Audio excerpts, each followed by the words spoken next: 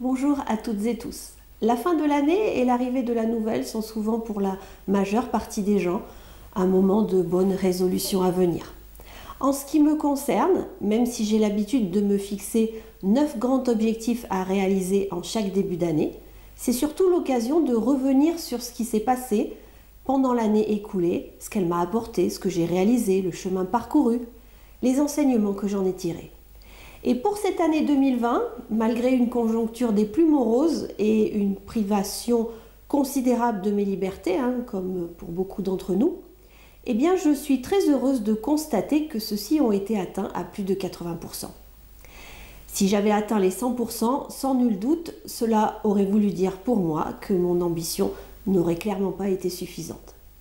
Et malgré toutes les difficultés rencontrées suite à cette crise sanitaire, eh bien, je suis tout de même parvenue à maintenir sensiblement mon niveau de chiffre d'affaires par rapport à l'année dernière.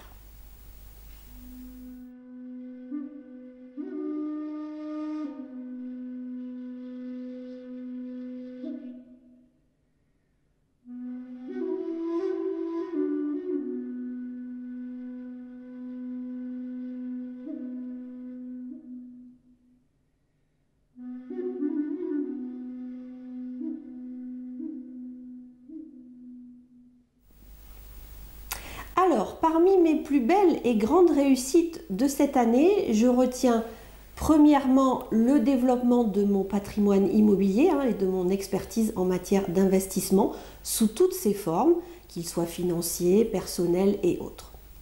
Pour eux, je me forme en continu sur la théorie et également en pratique sur le terrain dans le but de pouvoir prospérer. Mais je le fais aussi pour pouvoir aider celles et ceux qui le désirent à le faire à leur tour, au travers d'un projet de vie éthique en lien avec la nature. Ensuite, le respect, toujours, d'une discipline quotidienne, au cours de laquelle j'enchaîne méditation en mouvement et moments paisibles de contemplation dans la nature, de la lecture, autre que des fictions, de l'écriture, des affirmations, des visualisations créatives, des exercices énergétiques et de l'exercice physique. Je l'ai mise en place depuis 2003 dans le but d'améliorer toujours plus la qualité de mon intention et de libérer ma capacité visionnaire.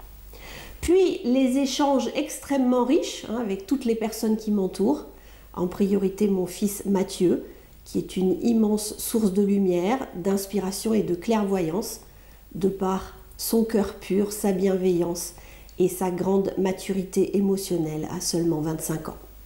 Et puis mes amis qui, au-delà de nos valeurs communes de vérité, d'authenticité, ont la même volonté que la mienne de secouer positivement le monde chaque jour, quels que soient les obstacles rencontrés et l'énergie nécessaire à déployer.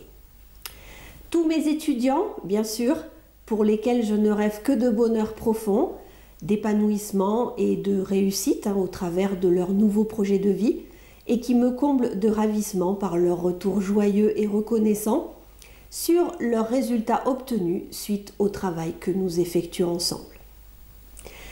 Ainsi qu'avec toutes les autres personnes qui, de près ou de loin, ont su m'accompagner dans les bons, mais aussi dans les plus difficiles ou douloureux moments de cette année très spéciale, et qui se reconnaîtront bien sûr. Toutes ces relations m'aident à devenir chaque jour une meilleure version de moi-même. Ensuite, concernant les plus grands enseignements que j'ai reçus cette année, eh bien, j'ai appris toujours plus à lâcher prise, à m'améliorer encore à ce niveau-là sur une première chose et à enfin arrêter de contrôler pour une autre. Au niveau professionnel, tout d'abord. Pour l'avoir expérimenté auparavant dans d'autres circonstances, je savais déjà au mois de mars, au moment du premier confinement, que cette année pleine de frustration à venir serait l'occasion pour moi de me dépasser. Parce que chaque grande difficulté rencontrée dans notre vie renferme toujours un trésor caché. Mais le plus ardu réside à chaque fois dans le fait de parvenir à lâcher prise par rapport à cette situation ou à cet événement, d'autant plus en plein milieu d'un très gros investissement immobilier pour moi.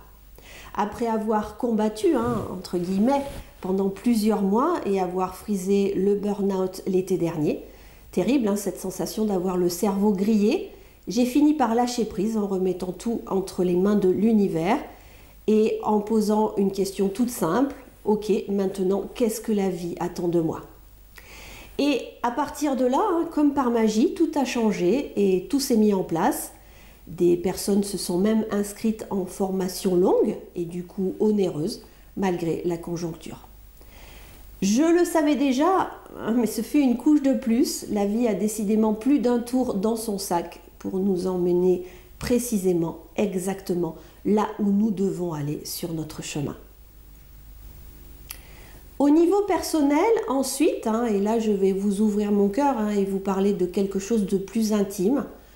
Pourquoi? Parce que nous sommes des êtres holistiques qui se doivent d'être considérés dans leur ensemble. Pour avancer au niveau professionnel, on ne peut considérer que ce seul pan de notre vie, tous sont interdépendants. Si vous me suivez depuis un certain temps, vous savez qu'il y a de nombreuses années maintenant, j'ai perdu subitement mon compagnon d'un arrêt cardiaque.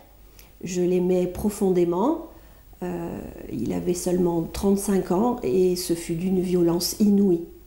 Après cet événement qui m'a brisé le cœur, au fil du temps, j'ai vécu d'autres histoires, mais jamais vraiment sérieuses, car évidemment je m'arrangeais toujours inconsciemment pour choisir des personnes avec qui rien ne devait durer et n'avoir ainsi jamais à revivre le risque d'une telle tragédie. Et puis cette année, pendant cet été justement, et ma période cerveau grillé, j'ai fait un puissant travail sur moi qui m'a permis d'arrêter de contrôler, d'être capable de pouvoir laisser aller, de laisser enfin un homme qui m'aimera à nouveau profondément et tel que je suis, entrer dans ma vie. Il y a beaucoup d'émotions, car j'ai enfin compris et accepté que je m'empêchais de vivre ce à quoi j'aspirais et que c'était comme une petite mort dans la vie.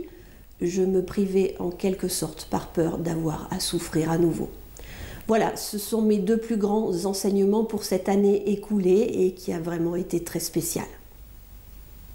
Alors maintenant, mes 9 grands objectifs 2021 sont posés. La nature et mon projet de vie en pleine forêt sont toujours et plus que jamais au cœur de toutes mes attentions, car ils font partie, à mon sens, des plus merveilleux leviers d'enrichissement, à la fois professionnel, mais aussi et surtout personnel. Il m'est impossible de vivre sans la nature, sans la forêt, les ruisseaux, sans les animaux. Hors de cette dynamique d'en prendre soin, de sensibilisation des autres à son pouvoir hautement bénéfique à notre vie, ceci à tous les niveaux, que ce soit la santé, le bien-être, l'harmonie, l'épanouissement. Donc pour amorcer ce nouvel an, je voulais vous dire merci d'être là, merci de me suivre, merci d'œuvrer pour la nature et notre magnifique planète, ou de songer à le faire sérieusement très prochainement si ce n'est pas encore le cas. Je nous souhaite à tous une année 2021 grandiose, avec pour intention de nous permettre d'être toujours plus qui nous sommes vraiment et de faire uniquement ce pour quoi nous sommes faits.